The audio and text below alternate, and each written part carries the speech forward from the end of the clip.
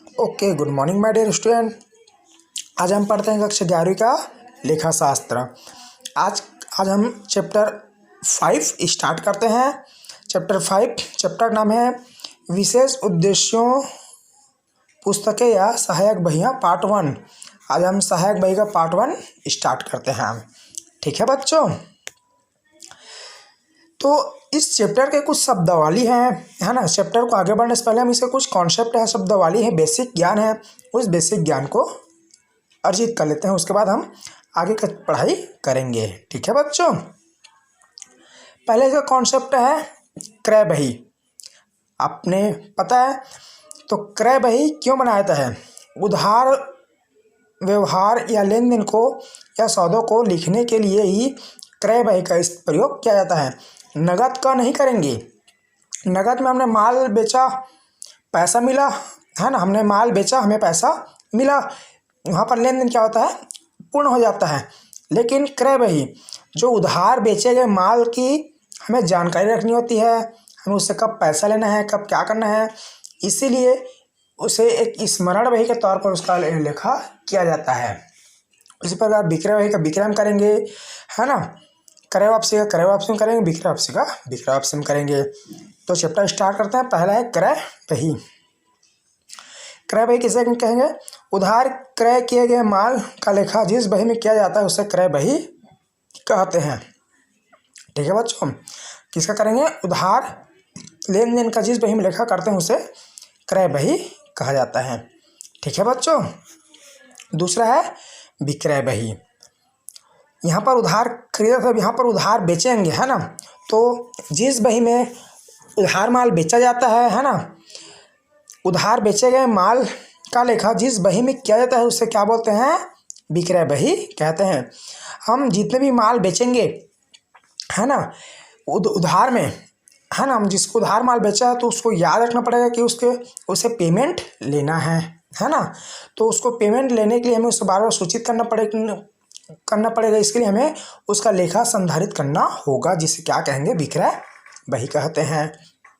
ठीक है बच्चों, तीसरा है क्रय वापसी बही। क्रय वापसी कहाँ से बनता है? क्रय से ही क्रय वापसी बही बनता है। कहना चाहिए खरीदे गए व्यापारिक माल जिन्हें किन्हीं कारणवश वापस किया जाता है उसका लेखा क्रय वापसी बही में किया जाता है। हमने यहाँ पर मान लो राम को 1000 रुपये का माल बेचा था, है ना। हमने यहाँ पर 1000 रुपये का माल बेचा था राम को, लेकिन राम उस सामान को घर ले गया। मान लो 1000 का हमने उसको कपड़ा बेचा था। अब राम घर में कपड़ा लेके गया, मतलब 1000 का हमने उसके 2 शर्ट बेचे थे हम ना। राम को हमने 1000 रुपये में 2 शर्ट बेचे थे। अब राम उस कपड़े को घर लेके जाता है। घर लेके जाने के बाद पता चलता है कि उसमें कुछ कटा फटा है ना। तो क्या करेगा? क्रय वापसी करेगा, है ना। तो उसमें से एक शर्ट खराब है तो उसे क्या कर देगा? रिटर्न कर देगा। तो उसे क्या बोलते हैं? क्रय वापसी कहेंगे, है ना। ठीक है बच्चों, तो उसका एंट्री क्रय वापसी बही में किया जाता है। उसी प्रकार बनता है विक्रय वापसी। यदि हमने किसी को हमने माल बेचा है ना, विक्रय के पश्चात ग्राहक की किसी कारणवश माल लौटा देता है तो उसका लेखा विक्रय वापसी बही में किया जाता है। हमने किसी को माल बेचा है, वह हमें माल वापस करता है तो उसे हम किस में लिखेंगे? विक्रय वापसी बही में उसका लेखा करेंगे। जिस प्रकार क्रय वापसी करते हैं उस प्रकार किसका करेंगे? विक्रय वापसी का लेखा करेंगे। ठीक है बच्चों, नेक्स्ट है प्राप्त विपत्र बही। भुगतान स्वरूप व्यापारी को प्राप्त बिल पत्र या विलेख का प्रारंभिक लेखा करने की बही को ही प्राप्त विपत्र कहते हैं।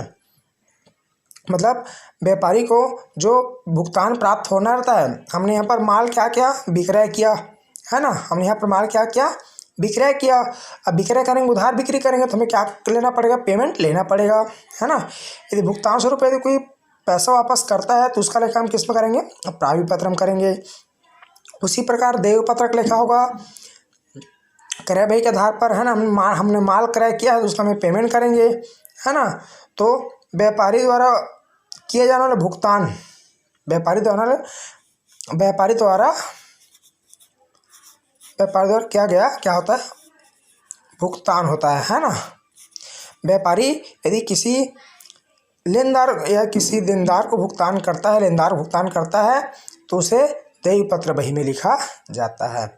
ठीक है बच्चों। नेक्स्ट है मुख्य जनरल बही।